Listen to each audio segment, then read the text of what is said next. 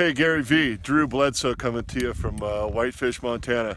Got two things for you. Number one is a little wager.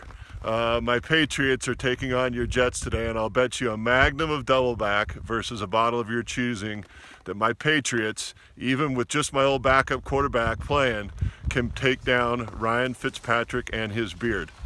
Next, question for you. Do you think there's a tipping point for Washington wines where the general population will realize what the wine world knows, and that is that you can get better value, better wine from Washington than you can from Napa? Go Patriots. See ya. A lot of fun, Drew. I'll let that play through. So what, now the video can even pop up while I'm on, or that can happen? It can't click out, good. So Drew, listen, first of all, thank you for allowing me to win that bet. I expect to get that wine. India, can you work with DeMeo to make sure I get that wine? I'm gonna drink it on this show, Drew, to give you one more shout out because I think you make wonderful wine. You can go back to 2000, when I share show, 2008, 9, 10. I've been a long, huge advocate of Washington Statewide. Stunwin is got a lot of ties to that world. You know what, Drew, I think much like things in business, and I'm gonna tie this into a business environment. Hello, Mike.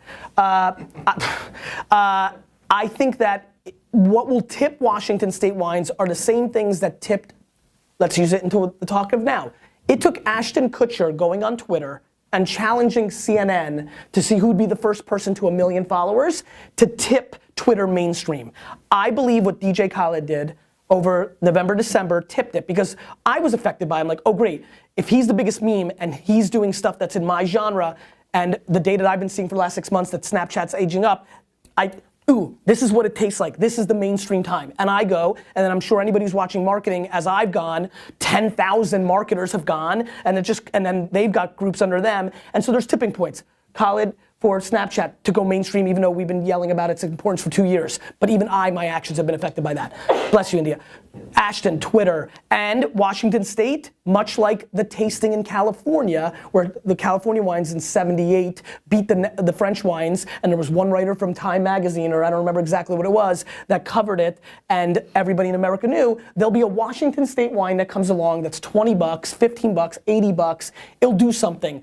President Obama could have had a Washington State wine and everybody raved about it. I know he did, but not just, I mean, Ronald Reagan put Gunlock Bundschuh, a California wine on the table, but it didn't become a cultural phenomenon. Like the next president could do it and for some reason it happens.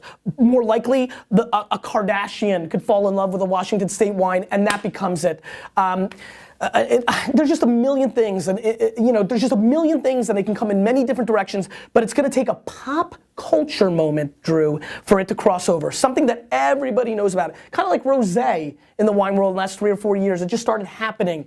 So it's going to take something like that, something out of left field that we probably can't think of. Just like it happens. I don't think anybody was thinking that a 15-year DJ in hip hop was going to be the person that kind of started changing the direction of a platform that already had 125 million active monthly users. It's not a small thing. Same thing with Washington State. They've been making great wines for 20 years, but it takes a pop culture meme thing to get it going.